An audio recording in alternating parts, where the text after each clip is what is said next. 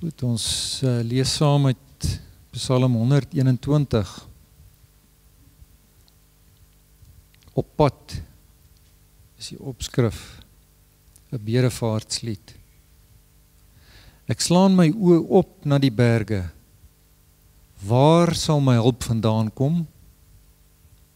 My hulp is van die Here, wat hemel en aarde gemaak het. Hy kan jou voet nie laat wankel nie. Jou bewaarder kan nie sluimer nie. Kyk, die bewaarder van Israel sluimer of slaap nie.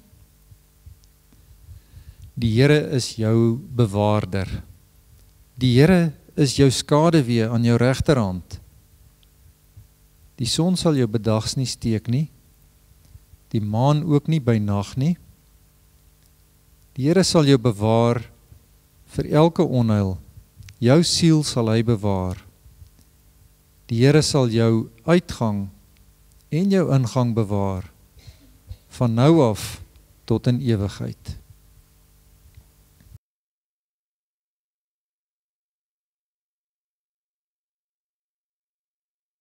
Ons bid net saam.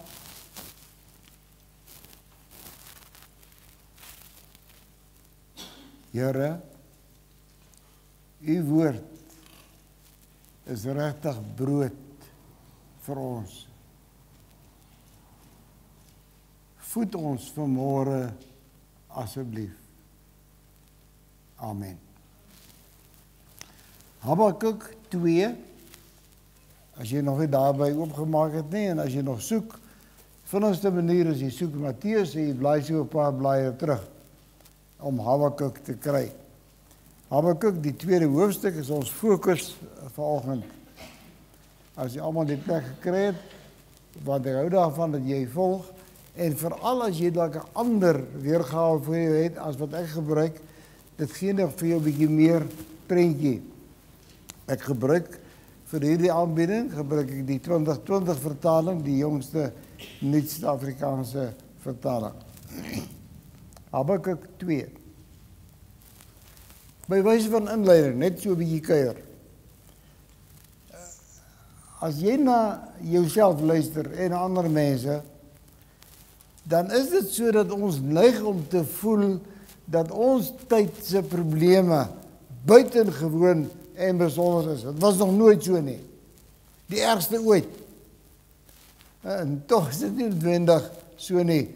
Veral vir die mense wat in geskiedenis belangstel, sal met jou daaroor saamstem. Wat ons beleef, is wat mense oor baie jare ook beleef het, al was die aard van hulle spanning of die omstandighede waarin dit gebeur het anders. Die druk wat hulle beleef het, was dieselfde intensiteit as wat ons nou voel. Kan jy sommer 'n enetjie ingooi? Kan jy onthou toe jou ma jou by die skool aflaai vir graad 1? En veral die van ons wat grys is. Want toe moes jy sommer alleen by die skool inloop, jy weet. Kan jy iets van daai groot skrik onthou? En toe jy matriek kom, en jy besef, vandag skryf ek lewensoriëntering en ek is lost. Die angs wat jy dan beleef, dieselfde angs, dieselfde intensiteit, die omstandighede ander.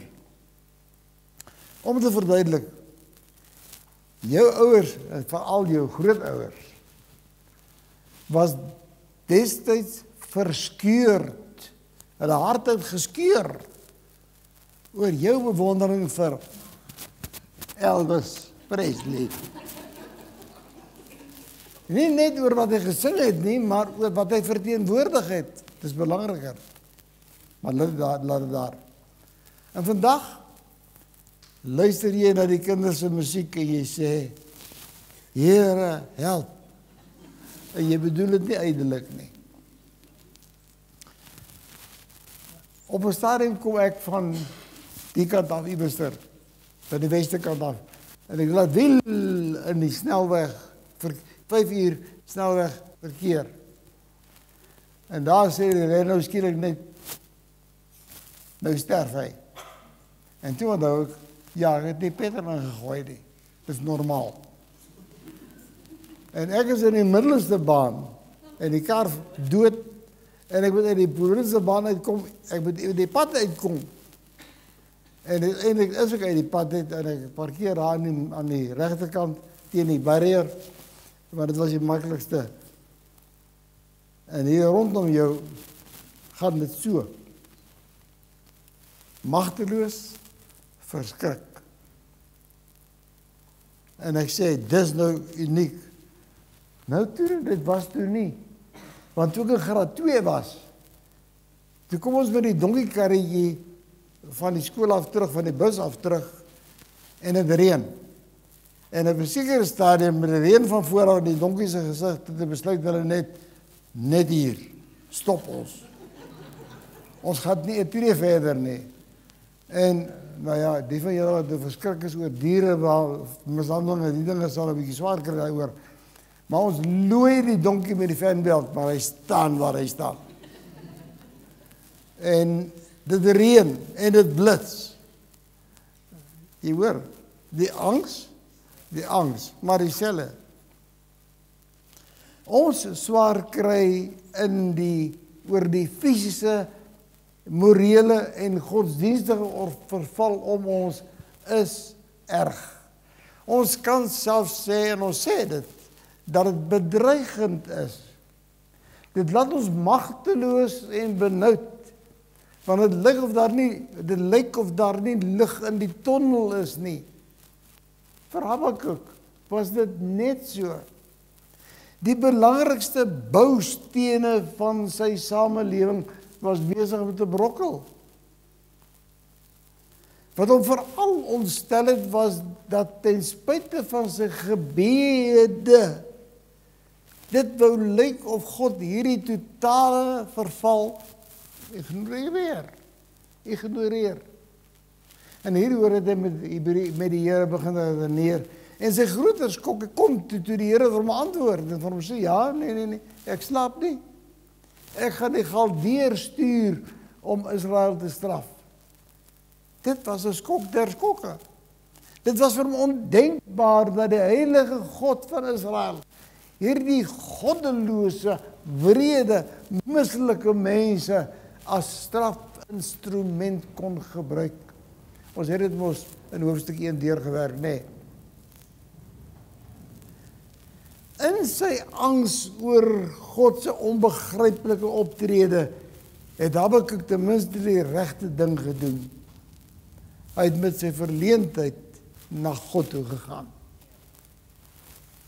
En daar het dit vir hom duidelik geword dat ten spyte van alles wat besig is om hom te gebeur, God regeer.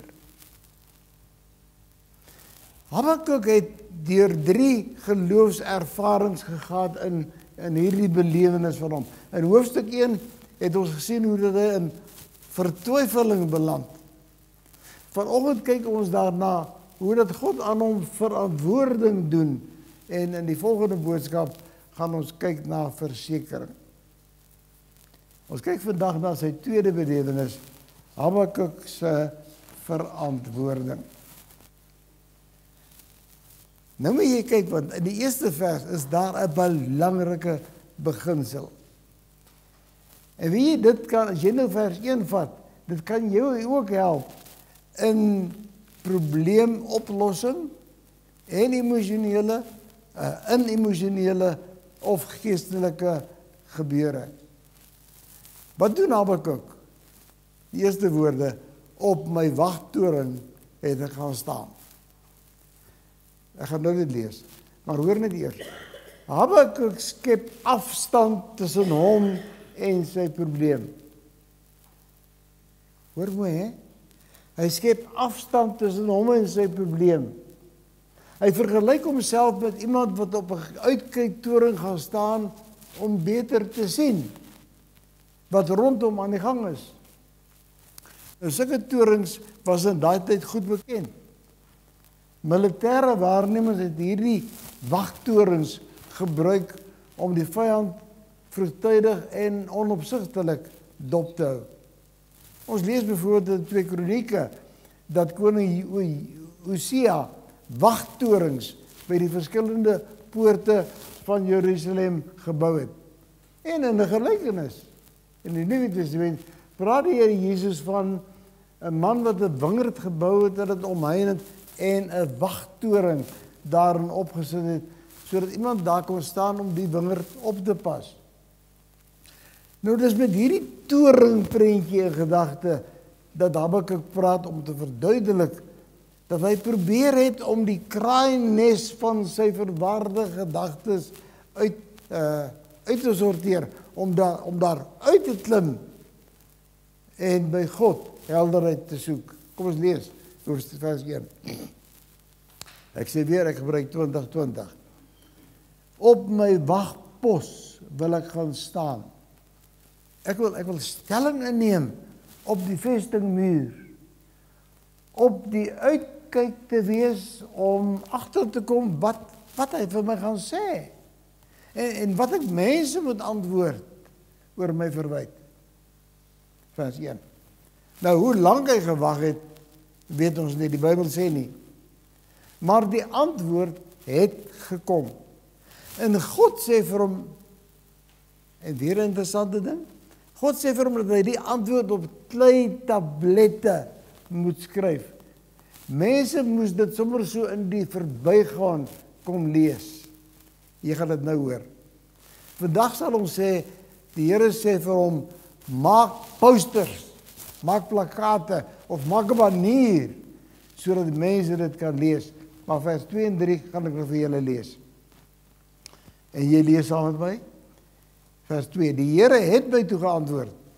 Hy het gesê, skryf die openbaring neer, skryf dit duidelik op tydtafels, kliptafels, sodat iemand dit maklik kan lees. Want die visioen wag nog vir die vasgestelde tyd. Dit getuig van die einde en sal nie teleurstel nie. As dit talm, wag daarop, want dit kom verseker, dit sal nie uitbly nie. Nou ja, 'n hele paar van julle het orgidee by die huis. En dis nou 'n interessante ding as jy nie orgidee ken nie. Want ons het ook so een in die huis. En die affære staan daar en hy staan. En my vrou gee hom getrou water, presies soos die boek sê, maar daar gebeur niks. Tot eendag. Toe sê my vrou, kyk hierso, hier's 'n vingertjie hier aan die stam. Kyk. En môre is die vingertjie langer. En eendag, nie baie lank nie, daar sien jy hierdie ongelooflike blomme.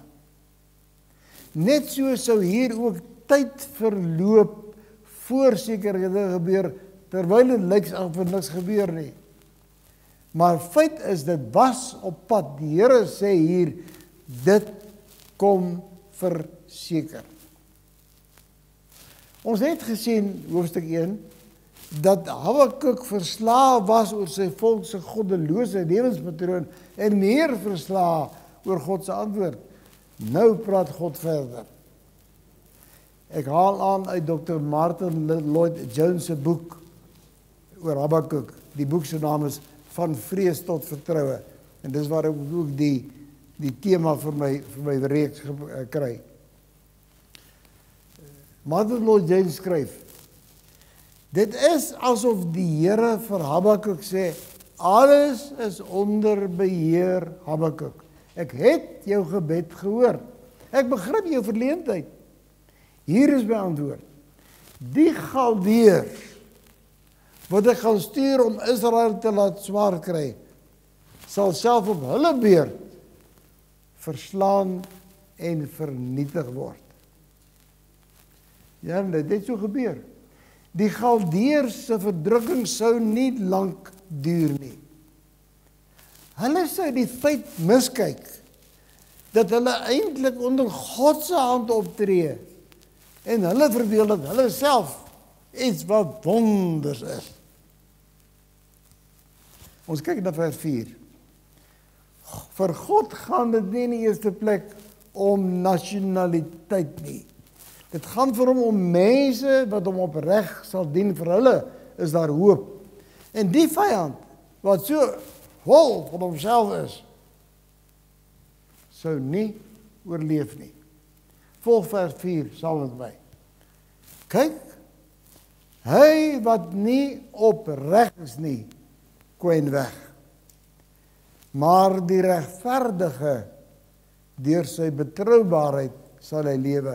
Of dan in die woorde van die 53 vertaling, kyk, sy siel is opgeblaas in hom. En nie reg nie, maar die regverdige, deur sy geloof sal hy lewe. Nou in die volgende verse as jy aangaan, bepraat God oor sy beplande oordeel oor die Galdeërs. Jy sien, Israel moet gestraf word, die Galdeërs gaan hulle straf, maar die Galdeërs self gaan ook gestraf word, platgevee word. Nou, vers 5 is ongemaklik. Selfs die Bybelvertaler sukkel met die vertaal en uitleg van veral die eerste deel van die vers. Maar kom ons kyk oorsigtelik. Hoe dit ook al mag wees, lyk dit of die Galdeërs se onversadigbare magshonger hier met die dapperheid van dronkenskap vergelyk word. En dit ken julle. Die meeste van julle. Iemand wat erg dronk is, reken ons dat hulle slim, ryk en sterk is. Jy ken dit. Maar die Galdeërs se dronkmansdroom om die wêreld te verower sou nie gebeur nie. Kyk vers 5. En dis die ongemaklike deel, die eerste deel. Buitendien, wyn is verradderlik. Die sterke is vermetel, maar hy sal nie sy doel bereik nie.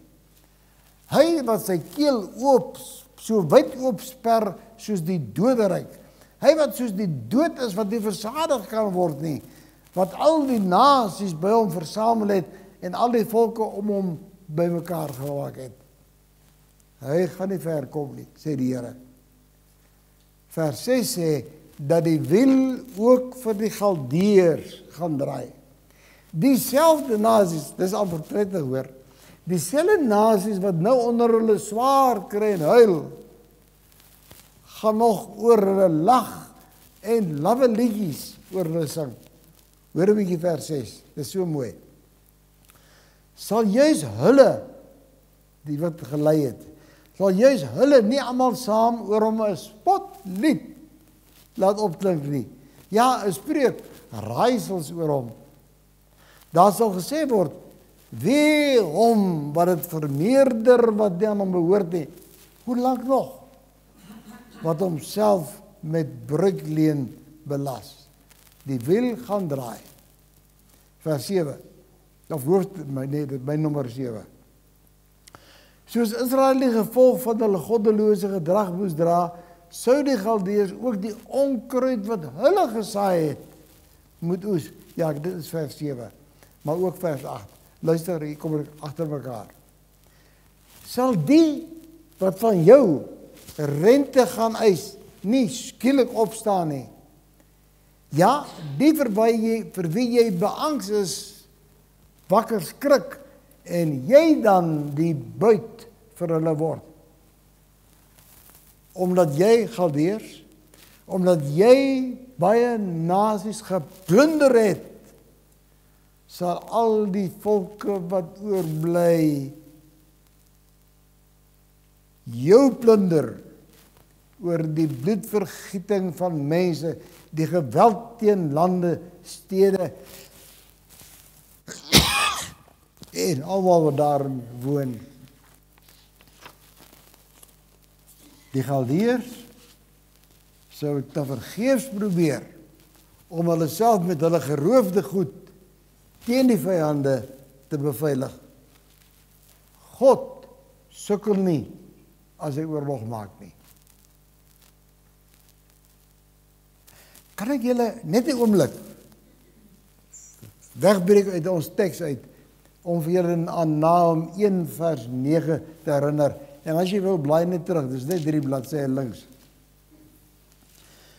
Ek geniet nogal juist die ou Afrikaanse vertaling van Nahum 1 vers 9. Hy sê, wat wil julle beraam teen die Here? Hy maak daar 'n einde aan. Die benoudheid sal nie tweemaal opkom nie. Luister net hoe oulike prentjie is hierdie. In ander woorde, wanneer God in die bokskruit klim, sal die vyand net een keer skrik, dit is alles verby. Hoor jy, die benoudheid sal nie tweemaal opkom nie. Met een beweging kom God en hy maak klaar. Kan ek dit weer sê? God sukkel nie as hy oorlog maak nie. Die Galdeërs is vir hom geen bedreiging nie. Volgende Habakuk 2 saam as ek lees van vers 9 af dwarsdeur tot by vers 13. En omdat ek nie gaan kommentaar maak daarop nie, nooi ek jou om mooi te luister wat die skrif self sê. Wee hom wat onregverdige wins maak vir sy huis, om sy nes in die hoogte te bou en om self van die mag van onheil te red. Die Galdeërs wanneer die vyande kom, gaan probeer. Jy, Galdeërs, jy het skande bewerk vir jou huis, deur 'n einde te maak aan baie volke, het jy jou lewe verbeur. Want klippe roep uit die mure om hulp en balke uit die houtwerk antwoord hulle. Wee hom wat stede bou met bloed en dorpe vestig met onreg. Vers 13.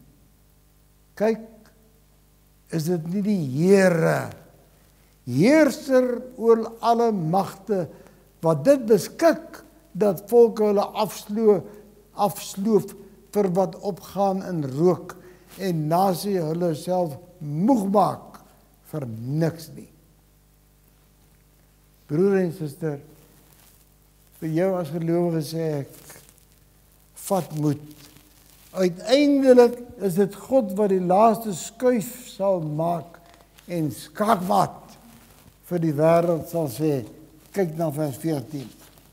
Ja, die aarde sal gevul word met die kennis van die heerlikheid van die Here, soos water die seebodem of see oordek. Of dan in die woorde van Openbaring 22 vers 13, daar sê die Here, ek is die Alfa en die Omega, die eerste en die laaste, die begin en die einde. Dan lê nog 'n paar verse voor. Vers 15 tot 17 gaan ons net oorsigtelik hanteer vandag. Vers 15, hulle het met mense gemors. Vers 16, hulle gaan met hulle eie sweep geslaan word. Vers 17, hulle het die natuur wreed verniel deur bome af te kap en wilde diere dood te maak. Hulle was onmenslik in hulle geweld teenoor mense, stede en lande. En dan gaan ons aan. En hulle het dit alles gedoen terwyl hulle afgode maak, bewonder en aanbid. Pragtige goed. Man, so afgod is 'n mooie ding of 'n gruwelike ding. Nou nie mooi seker nie. Maar hulle is dood. Hulle is met silwer en goud oorgetrek. Maar hulle is dood, soos die hout of klip waarvan hulle gemaak is. Kyk na vers 18 en 19, geniet dit. Watter nut het 'n gesnede beeld as sy maker hom uitgekerf het? Dis 'n gegote beeld en 'n leermeester van leuns. Ja, hy vertrou op die maaksel wat hy self geskep het. Wat baat dit om nuttelose afgodsbeelde te maak? Wee hom wat vir 'n stuk hout sê, wortel wakker, of vir 'n klip, staan op, kan die ding jou iets leer? Kyk, hy is wel oorgetrek met silwer en goud, maar daar's geen lewensasem in hom nie. OK, ek dink jy is saam met my uit asem gelees. Wat sien ons opsommend in hoofstuk 2?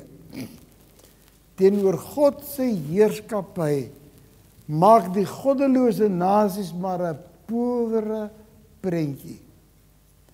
Habakuk vind in sy vertwyfeling verantwoording vir sy geloof. God regeer. Ongeag die kookpot van konflik wat hy beleef. En daarom sluit vers 20 met gepaste woorde af. Maar die Here is in sy heilige tempel. Wees stil voor hom, o ganse aarde. En broer en suster, ek wil dit hardop vir myself weer sê. Maar die Here is in sy heilige tempel. Wees stil voor hom, o ganse aarde. Ja, broer en suster, ek en jy kan maar gerus ophou om die kraaiennes van ons denke met 'n dowwe koplamp te probeer ontrafel. Luister as die Here vir jou sê, Psalm 40 vers 11, Psalm 46 vers 11. Bedaar en erken dat ek God is. Ek is verhewe bo die nasies. Ek is verhewe bo die aarde. Kom ons bid saam. Here, ons moet net vir U kom sê, ons bewonder U almag. Ons bewonder U onstuitbare krag, wat so dikwels onsigbaar is. Ek bid vir ons elkeen wat hier is, wat U ken, dat ons al meer sal leer om rustig te wees in die hand van die Here. Ek bid ook vir iemand wat in die gehoor sit en sê, eintlik ken ek nie die Here nie.